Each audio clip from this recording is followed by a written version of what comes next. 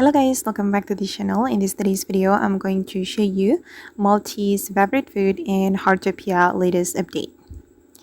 Okay, let's get into it guys. So there is a new update which is called Maltese event update. And in this update, you'll be able to interact with Maltese just like the other animals in Heartopia.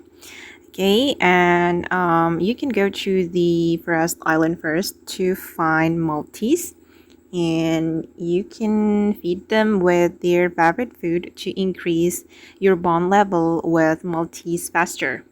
Okay, I'm going to open up the animals menu, and this is the animal catalog of Maltese, and these are the favorite food. The first one is the dog food and meat, and also grilled mushroom. Let me show you. Okay, you will see this heart sign on Maltese favorite food, meat, dog food, and also grilled mushroom. I haven't made the grilled mushroom, so it doesn't appear right here.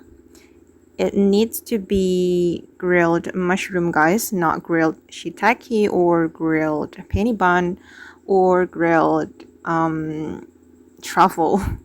You need to feed them with grilled mushroom.